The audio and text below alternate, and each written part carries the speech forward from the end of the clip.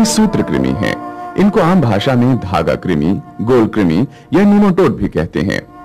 दुनिया में इनकी लगभग 1 लाख प्रजातियां हैं, परंतु वैज्ञानिक अभी तक केवल 20,000 की पहचान का ही विवरण कर पाए हैं। इनके शरीर में पाचन, प्रजनन, नाड़ी, मांसपेशी तथा मल त्याग तंत्र प्रणालियां विकसित रूप में होती हैं, परंतु सूत्र कृमियों में अस्थिपंजर, रक्तवाहन तथा श्वसन तंत्र प्रणालियां विकसित रूप में नहीं होते।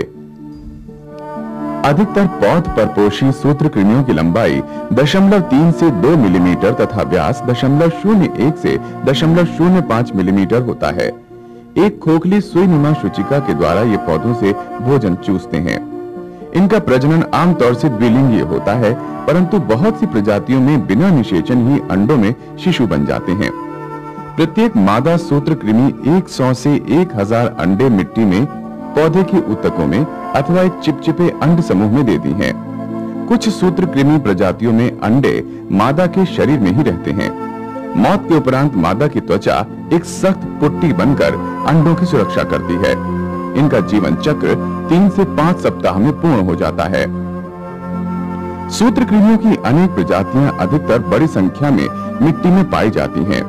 इनमें से बहुत सी तो सूक्ष्म जीवों को खाती हैं, लेकिन बाकी पौधों तथा दूसरे जानवरों से भोजन प्राप्त करती हैं तथा उनमें अनेक प्रकार के रोग उत्पन्न कर उत्पादन की मात्रा तथा गुणवत्ता कम करती हैं। पृथ्वी पर पौधों की ऐसी कोई प्रजाति नहीं है जिस पर सूत्र कृमियों की एक या अधिक प्रजातियां आक्रमण न करती हों। अनुमान है कि सूत्र कृमियों के कारण विकसित देशों में 8.8% तथा विकासशील देशों में 14.6% फसल उत्पादन की हानि होती है। भारतवर्ष में यह हानि 242 अरब रुपए प्रति वर्ष आंकी गई है। अधिकतर सूत्र कृमि पौधों की जड़ों अथवा भूमि की सतह के नीचे अन्य भागों पर बाहर से या ऊतकों के अंदर घुसकर खाते हैं। कुछ प्रजातियां पौधों के उन भागों को ग्रसित करती हैं जो भूमि के ऊपर होते हैं, जैसे तने, पत्तियां, कली, फूल एवं बीज।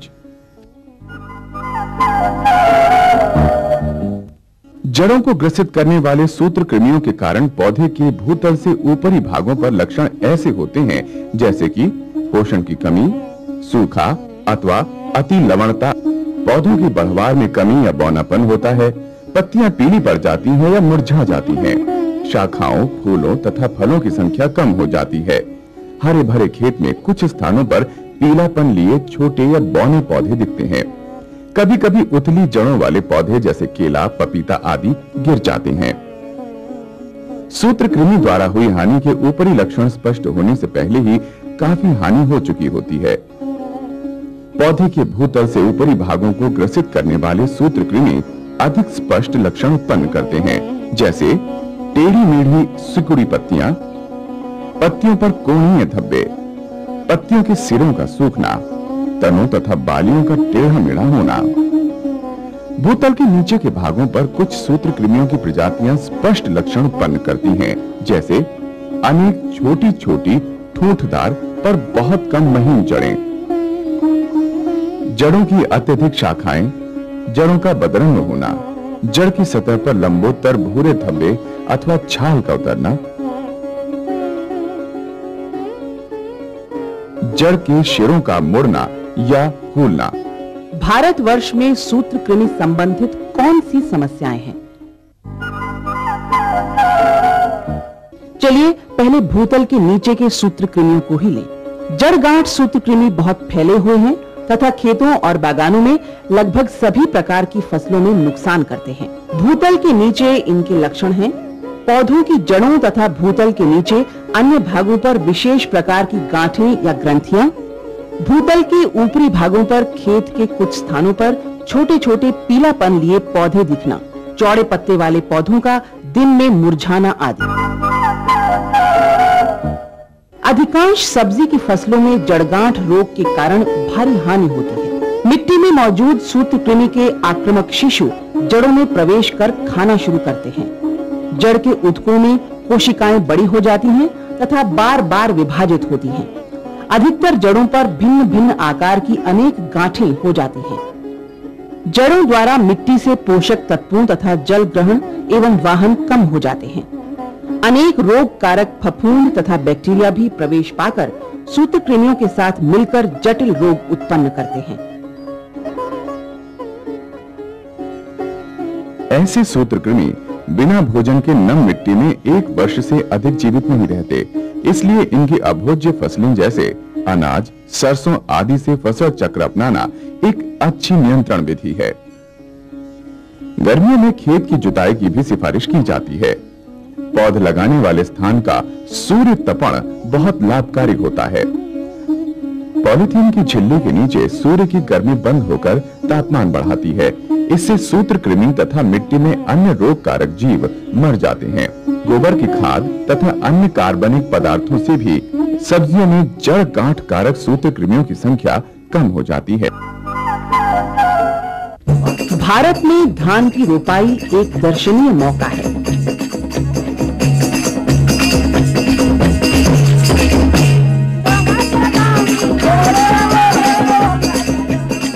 धान दुनिया की सबसे महत्वपूर्ण फसल है।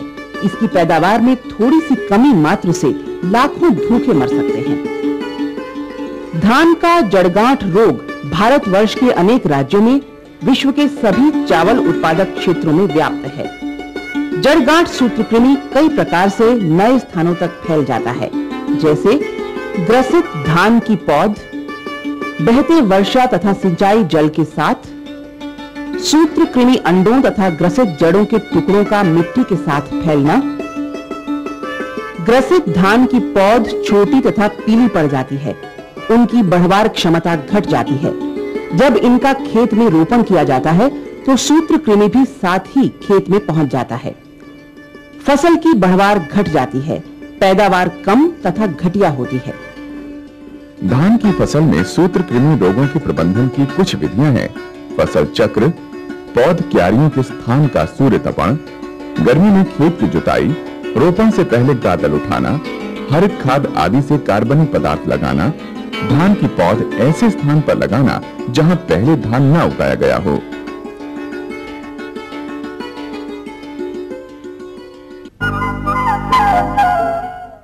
फलों में उष्ण क्षेत्रों में कुछ वार्षिक तथा लंबी अवधि की फसलों में हानि होती है, जैसे अंगूर, आड़ू, अमरूद, संतरा, अनार, केला, पपीता आदि।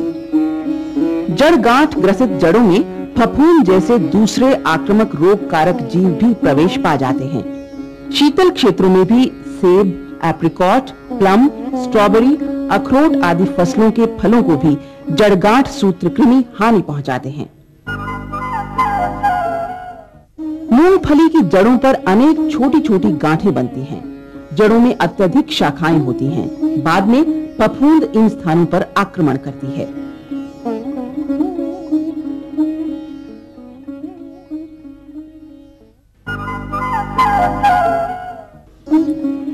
रेनी फार्म अथवा यकृत सूत्रकृमि पूरे देश में फैले हैं। इनकी मादाएं गुर्दाकार होती हैं।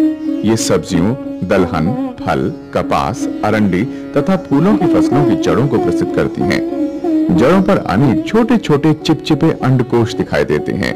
इनके प्रबंधन की विधियां लगभग जड़ गांठ सूत्रकृमि के समान ही होती हैं। गेहूं, धान आदि धान्य फसलों से फसल चक्र, गर्मी में जुताई तथा कार्बनिक पदार्थों द्वारा उपचार से इनकी संख्या कम हो जाती है। पुट्टी सूत्रकृमि अनेक दलहन तथा सब्जियों को हानि पहुंचाते हैं। ये सूत्रकृमि मिट्टी में रहते हैं तथा सूखी मिट्टी में बिना भोज्य पौधों के भी लंबी अवधि तक जीवित रह सकते हैं। इन पुट्टी सूत्रकृमियों के प्रबंधन की कुछ विधियां हैं। धान, बाजरा, सरसों तथा अन्य दलहनी फसलों से 2-3 वर्ष का फसल चक्र। गर्म क्षेत्रों में गर्मी में गहरी जुताई से भी इसमें कमी होती है। धान्य पुट्टी सूत्रकृमि गेहूं तथा जौ को पूरे विश्व में काफी हानि पहुंचाते हैं। आरंभ में खेत के कुछ छोटे छोटे भागों में छोटे पीले पौधे दिखते हैं। जड़ें अत्यधिक शाखा निकलकर जटिल हो जाती हैं तथा उन पर सफेद रंग की महीन मोतीनुमा सूत्रकृमि मादाएं नजर आती हैं। पौधों में फुटाव कम होता है। बाली शीघ्र बन जाती है तथा दाने बहुत कम बनते हैं। ये सूत्रकृमि पुट्टी के रूप में मिट्टी में लंबी अवधि तक जीवित रह सकते हैं। वैज्ञानिकों ने कुछ प्रबंधन विधियां विकसित की हैं, जैसे गर्मी में 10-15 दिन के अंतराल से 2-3 बार खेत की जुताई करना। इस सूत्रकृमि के लिए अभोज्य फसलों दलहन, सब्जी, मेथी, सरसों आदि से फसल चक्र अपनाना। सूत्रकृमि रोधक किस्में जैसे राज MRA गेहूं, राजकिरण, जौ आदि। गेहूं का सेहन व तनन रोग मुख्यतः मम्मी अथवा गेगला मिश्रित बीज के कारण फैलता है। गेहूं के छोटे पौधों की पत्तियां टेढ़ी मेढ़ी तथा सिकुड़ी सी हो जाती हैं। सूत्रकृमि के शिशु ताजी पत्तियों पर पनपते हैं तथा बाली आने पर फूल के अंडाशय में प्रवेश कर उसे मम्मी में परिवर्तित कर देते हैं। इसीलिए बड़े होकर वे प्रजनन करते हैं। प्रत्येक मम्मी में लगभग 20,000 सूत्रकृमि के शिशु 20 वर्ष तक जीवित रह सकते हैं। हल्के गर्म तथा नमी वाले दिनों में ये सूत्रकृमि एक बैक्टीरिया के साथ मिलकर पत्तियों तथा बालियों में पीली चिपचिपी स्रावदार सड़न उत्पन्न करता है। इस रोग को टुंडू कहते हैं। सेहन व तनन रोगों का नियंत्रण बहुत आसानी से केवल प्रमाणित ममनी रहित गेहूं का बीज बोने से किया जा सकता है। बीज को छानने, फटकने अथवा पानी में 5% नमक के घोल में डालकर साफ किया जा सकता है। नीचे बैठे स्वस्थ बीज को साफ पानी से धोकर छाया में सुखा लेना चाहिए।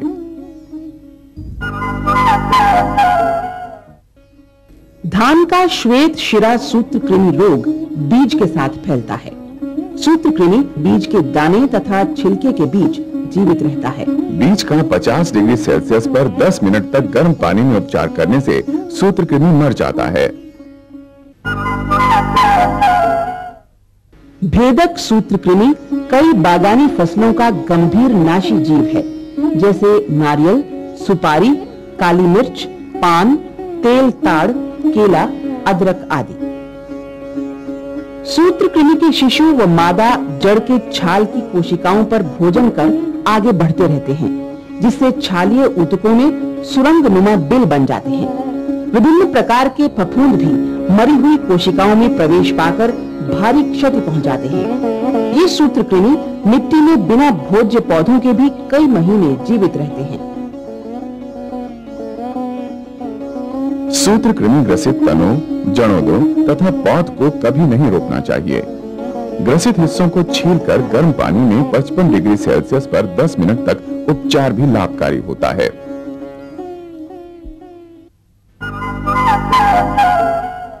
खुम्बी अथवा मशरूम खाने योग्य गूदेदार फफूंद होते हैं। इनको भी सूत्रकृमियों की कई प्रजातियां नुकसान पहुंचाती हैं। खुम्ब बटन बनने में देरी तथा कमी होने से 40 से 100% हानि होती है। सूत्रकृमि की रोकथाम के लिए खुम्बी गृह के अंदर सफाई रखना आवश्यक है।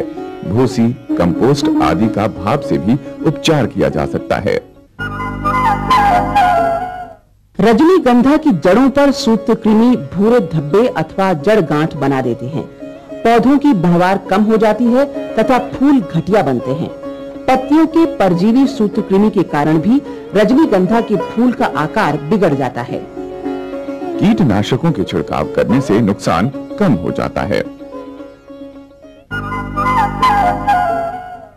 दक्षिणी भारत में क्रॉसेंड्रा एक महत्वपूर्ण सजावटी फूल की फसल है। सूत्रकृमि पौधे की बढ़वार कम कर देते हैं तथा बहुत कम तथा छोटे फूल बनते हैं। वैज्ञानिकों ने इसका भी एक समन्वित उपाय खोज निकाला है। आलू के पुट्टी सूत्रकृमि की नई मादाएं हल्की पीली होती हैं। विशेषतः शीतल क्षेत्रों में ये एक बहुत हानिकारक नाशी जीव है। बिना भोजन के भी 15 वर्ष से अधिक जीवित रह सकते हैं। नीलगिरी पहाड़ियों से बीज के आलू के बाहर जाने पर कानूनी रोक लगाकर इस सूत्रकृमि का फैलाव रोक लिया गया है।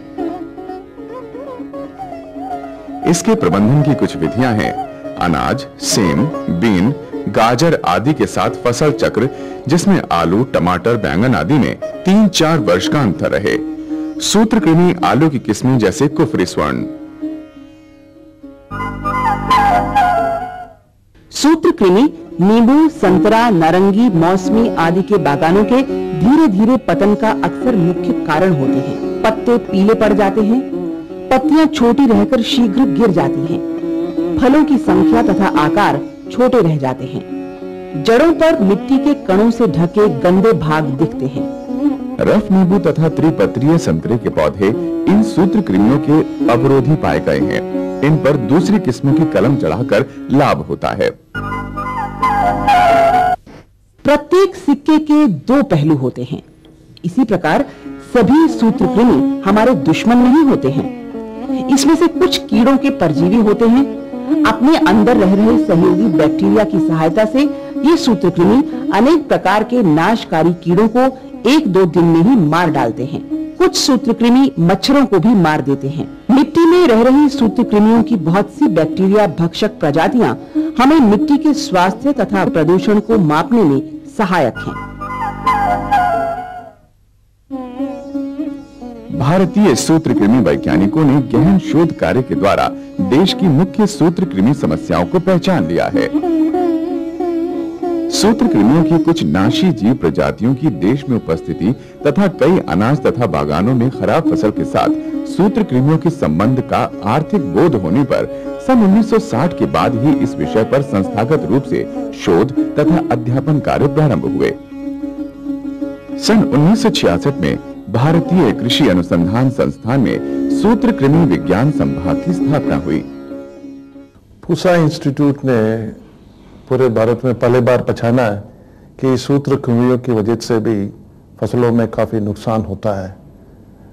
आम किसान तो बीमारी के बारे में और कीड़े की वजह से जो नुकसान हो रहा है वो तो जानते हैं क्योंकि वो दिखता है, लेकिन ये सूत्रकृमियों जमीन के नीचे है और खास कर फसलों जो फसल की जड़ को उसमें घाटा बना देता है।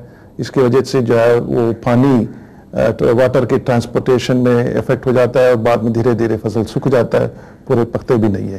तो ये तो हमने पहचाना है कि ये उन्नत खेती बाड़ी के लिए तो निमेटोड को कंट्रोल कराना जरूरी है। इसके साथ साथ जो है हमने लड़के को आगे ज्ञान दिलाया इस कृमियों के बारे में और बीएससी पढ़ने के बाद उन्होंने यहाँ 2 साल ट्रेनिंग देकर उनको मास्टर्स डिग्री, फिर बाद में उनको डॉक्टरेट डिग्री दिलाए। और इसी लड़के ने बाहर जाकर हमारी विभिन्न एग्रीकल्चरल यूनिवर्सिटी में असिस्टेंट प्रोफेसर बनकर आजकल वहाँ पर भी ये निमेटोलॉजी की पढ़ाई करा रहे हैं। तीसरा है कि पूरे भारतवर्ष में हमने सॉइल सैंपल वगैरह निकाले थे और ये निमेटोड तो जमीन में ही होता है जैसे मैंने आपको पहले कहा, और इसमें तरह तरह की निमेटोड की संख्या निकाले थे, तरह तरह की प्रजातियां और स्पीशीज, और इस टैक्सोनॉमिक स्पीशीज जो है हमारे पास कलेक्शन है। और मैं ये कहना चाहता हूँ कि पूरे साउथ ईस्ट एशिया में हमारे पास जो एग्रीकल्चर से रिलेटेड निमेटोड की टाइप कल्चर कलेक्शन है सबसे बढ़िया है, सबसे बड़ा है, और हम मदद भी करते हैं बाकी लोगों को ठीक स्पीशीज आइडेंटिफिकेशन के बारे में। ये तो टेक्नोलॉजी हमने किसानों को दिया है, हॉट वाटर ट्रीटमेंट है, उसके अलावा जो रेसिस्टेंट वैरायटीज, बायोलॉजिकल कंट्रोल, इसके माध्यम से हमने निमेटोड के जो नुकसान हो रही है उसको कम कर सकते हैं। भारतवर्ष में कई अन्य संस्थानों व विश्वविद्यालयों में भी शोध व शिक्षण चालू हुआ। सन 1977 में भारत सरकार के विज्ञान एवं तकनीकी विभाग के सौजन्य से सूत्रकृमि नाशी जीवों के अध्ययन व नियंत्रण के लिए एक अखिल भारतीय समन्वित अनुसंधान परियोजना स्थापित की गई। निमेटोलॉजी को हम सूत्रकृमि विज्ञान बोलते हैं हिंदी में। ये हमारे पेड़ पौधों को और फसलों के सुरक्षा के लिए एक विज्ञान है जिसमें कि हम एक सूत्रकृमि नामक जीव होते हैं जो कि मिट्टी में बहुत अधिक संख्या में रहते हैं, उनसे फसलों के बचाव के लिए हम कार्य करते हैं, उनका अध्ययन करते हैं सूत्रकृमि का, और उसके से बचाने के हम तरीके ईजाद करते हैं, और इस तरह से हम किसान की सेवा करने की कोशिश करते हैं। अक्सर किसान भाइयों को पता होता है कि उनके बच्चों के पेट से कुछ कीड़े निकलते हैं या जानवरों के जो बछड़े होते हैं उनके गोबर में कुछ कीड़े निकलते हैं, वो भी सूत्रकृमि होते हैं, वो लंबे लंबे सूत्रकृमि होते हैं, वो आँख से दिखाई देते हैं। लेकिन मिट्टी में कुछ ऐसे ऐसे सूत्रकृमि होते हैं, बहुत छोटे होते हैं, बहुत महीन, जिनको भी आँख से देख नहीं पाते। ये धागे नुमा जीव होते हैं, बहुत छोटे, जो कि पेड़ पौधों की जड़ों में घुस जाते हैं और तरह तरह की बीमारियां कर देते हैं। हमारे पूरे देश में एक जाल फैला हुआ है कृषि विज्ञान केंद्रों का, करीब 300 से ऊपर हमारे कृषि विज्ञान केंद्र पूरे देश में हैं। इसके अलावा हर राज्य में एक कृषि विभाग होता है, वहाँ पे ये पौध संरक्षण के विशेषज्ञ होते हैं और ये सब उनको ट्रेनिंग देते हैं, हमारे किसानों को ट्रेनिंग देते हैं। किसान या तो खुद इन केंद्रों तक जाते हैं या हमारे ये जो वैज्ञानिक हैं या जो कार्यकर्ता हैं ये गाँव तक जाते हैं, किसान के खेत तक जाते हैं, वो उनको बताते हैं। लेकिन ये किसान लोग हमारे पास भी आते हैं, हम खुद उनको टेलीविजन के जरिए, रेडियो के जरिए या अखबार के जरिए उनको हम ये सूचना देते हैं, कुछ उनको ज्ञान का बताते हैं सूत्रकृमि के बारे में, और उसको पढ़ के या उसको सुन के ये किसान हमारे पास आते हैं। वो कभी सैंपल लेके आते हैं, हम उनको दिखाते हैं कि देखो इसमें ये बीमारी है, फिर जाके अपने वो साथियों को बताते हैं। कभी हम कृषि विज्ञान मेला भी ऑर्गेनाइज करते हैं यहाँ पर, और खुद भी फील्ड डे और इस तरह के ऑर्गेनाइज करते हैं जहाँ पे किसानों को बुलाते हैं, उनको दिखाते हैं। कभी कभी ये मेला हम किसानों के खेत पे ही जाके लगाते हैं, उनको दिखाते हैं ये सूत्रकृमि की बीमारियां हैं और इन्हें काबू करना बहुत जरूरी है। किसान को सबसे पहले तो शक तब होता है जब वो देखता है कि उसके खेत में कहीं कहीं पर ऐसे छोटे छोटे स्पॉट्स बने हुए हैं जहां पर की फसल पूरी तरह से अच्छी तरह से उग नहीं रही है। बाकी खेत में तो फसल अच्छी है लेकिन कुछ हिस्से में फसल अच्छी नहीं है। अगर बीमारी लगती है, कीड़ा लगता है, तो प्रायः वो पूरे खेत में लगता है। लेकिन नेमाटोड जो होता है, चूंकि जमीन में होता है, कहीं पर ज्यादा इफेक्ट हो जाता है, कहीं कम होता है, तो उसको बीच बीच में पैची ग्रोथ मिलती है। उससे उसको शक होता है ये नेमाटोड की वजह से। जैसे ही उसको पता लगे कि कुछ क्षेत्र में उसकी फसल पीली है, बढ़वार कम है, ग्रोथ उसकी पूरा, जैसे मैंने कहा, ऊंचाई कम है, तो उसको चाहिए कि वो तुरंत वहां की मिट्टी का सैंपल और कुछ पौधे का सैंपल लेके, जो पास में उसके प्रसार के हमारे अफसर हैं एग्रीकल्चर डिपार्टमेंट के, या हमारे कृषि विज्ञान केंद्र हैं, तो वहां के जो वैज्ञानिक हैं उनसे वो संपर्क करें। और वहां पर ये हमारे वैज्ञानिक इसको बड़ी आसानी से उसकी जांच करके उनको बता सकते हैं कि ये जो बीमारी वो देख रहे हैं वो सूत्रकृमि की वजह से है कि किसी और वजह से है, और उसका सही इलाज उसको सुझाया जा सकता है। इंटेंसिव क्रॉपिंग, सघन खेती तथा सिंचाई सुविधा और एक ही फसल बार बार लगाने से सूत्रकृमि समस्या बढ़ रही है। हमारा मुख्य उद्देश्य है कि किसानों को ऐसी तकनीक दें जिससे वे लागत कम करके फसल उत्पादन 30 से 35% तक बढ़ा सकें।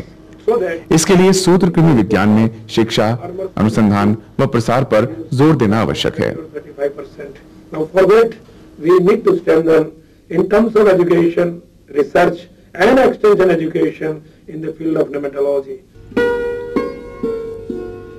भारतीय सूत्रकृमि वैज्ञानिकों के अथक प्रयासों के फलस्वरूप देश की प्रमुख सूत्रकृमि समस्याओं की पहचान हो गई है तथा ये प्रदर्शित कर दिया गया है कि हमारे ये छिपे शत्रु हमारी सभी प्रकार की फसलों को भारी मात्रा तथा गुणवत्ता की हानि पहुंचाते हैं। भारतीय कृषि की परिस्थितियों के अनुरूप सूत्रकृमि नियंत्रण तथा प्रबंधन के उपाय विकसित कर लिए गए हैं।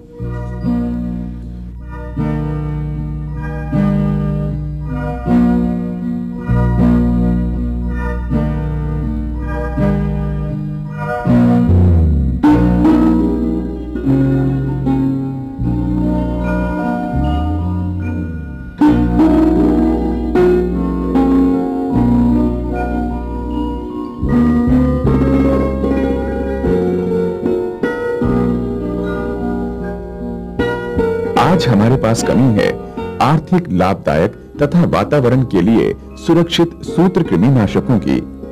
अपनाने योग्य अवरोधी किस्मों की असरदार और बड़ी मात्रा में उत्पादन योग्य जैविक नियंत्रक जीवों की तथा सूत्रकृमि तथा उनके द्वारा हानि के बारे में किसान की जानकारी की। उपाय तथा साधन खोजने के लिए प्रयास जारी हैं ताकि इन छुपे शत्रुओं से मुक्ति पाई जा सके।